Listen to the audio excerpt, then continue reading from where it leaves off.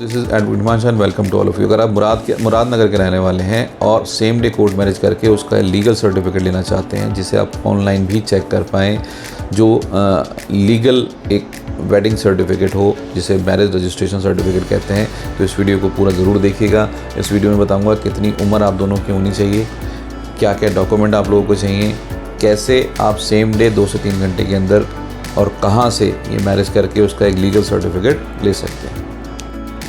तो सबसे पहले बात करते हैं एज की। एज कितनी होनी चाहिए? एज लड़की की 18 कंप्लीट होनी चाहिए, लड़के की 21 कंप्लीट होनी चाहिए। एज का ध्यान रखें कि एज इतनी ही होनी चाहिए, इससे ऊपर हो, इससे कम नहीं होनी चाहिए, क्योंकि ये मिनिमम एज लिमिट है जो कि एक लड़का और लड़की की एज होनी चाहिए। अब दूसरी बात करते हैं कि डॉक्यूमेंट्स क्या क्या चाहिए। डॉक्यूमेंट्स में नॉर्मल डॉक्यूमेंटेशन होती है, जैसे कि आपके Aadhaar card, driving licence, PAN card, passport, जन्म प्रमाण पत्र, मार्कशीट, टीसी, जो ट्रांसफ़र सर्टिफिकेट, लिविंग सर्टिफिकेट जिसमें आपकी उम्र बताई गई हो, जिसमें आपका आईडी हो, तो ये नॉर्मल डॉक्यूमेंट हैं। और इन्हीं डॉक्यूमेंट्स के अंदर से कोई भी 2 डॉक्यूमेंट, जिसमें से एक आईडी प्रूफ में और दूसरा एज प्रूफ के अंदर लिया जाता है। अब बात ये करते हैं कि ये कहाँ से आप परफॉर्म कर सकते हैं और कैसे ये हो सकता है, और ऐसा क्यों होता है कि हर कहीं जगह पर ऐसा नहीं हो सकता है, क्योंकि कई जगह ऐसा भी होता है कि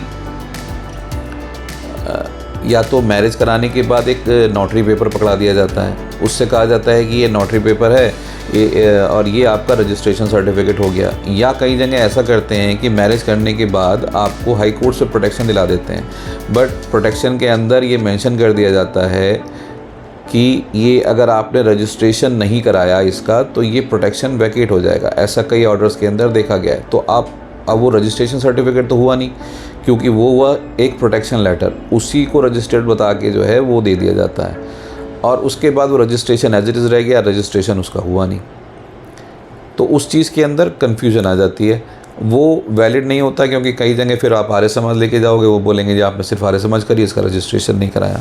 किसी सरकारी इंस्टीट्यूशन में दिखाओगे तो वो नहीं चलेगा। तो आपको मैरिज के साथ एक रजिस्टर्ड सर्टिफिकेट लेना ज़रूरी है। सबसे पहले अपनी मैरिज का रजिस्ट्रेशन कराएं, उसके बाद प्रोटेक्शन लेने के लिए जाएँ।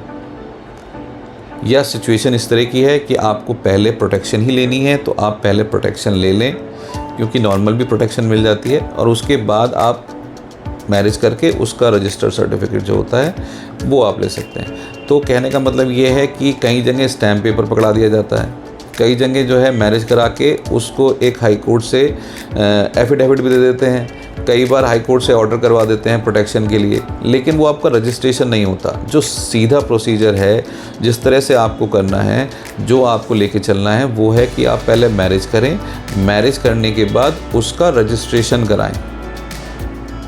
जब दोनों सर्टिफिकेट आपके पास हैं, तब वो मैरिज और उसका रजिस्ट्रेशन, तब वो प्रॉपर मैरिज और उसका रजिस्ट्रेशन होता है। इसके लिए दोनों एक ही धर्म के होने चाहिए, जो मैंने आपको प्रोसीजर बताया कि आप 2 से 3 घंटे के अंदर सेम डे कर सकते हैं, तो उसके लिए दोनों का धर्म एक ही होना चाहिए। तो दोनों हिंदू हो या दोनों मुस्लिम हो, दोनों एक ही धर्म के हैं। तो डॉक्यूमेंट मैंने आपको बता दिया, एज मैंने आपको बता दिया। अब आप कहाँ से कर सकते हैं ये भी आपको बता देते हैं। आप उसके लिए आपको दिल्ली NCR आना पड़ेगा। अगर आप दिल्ली NCR आते हैं तो आप ये जो प्रोसीजर मैंने बताया है इसको फॉलो अप करके 2 से 3 घंटे के अंदर आपको आपका मैरिज और उसका registration certificate same day meal जाता है। उसके बाद आप चाहें तो आपको प्रोटेक्शन लेना है तो अपनी हाई कोर्ट से जाकर प्रोटेक्शन ले सकते हैं, या SSP के पास से जाकर प्रोटेक्शन ले सकते हैं।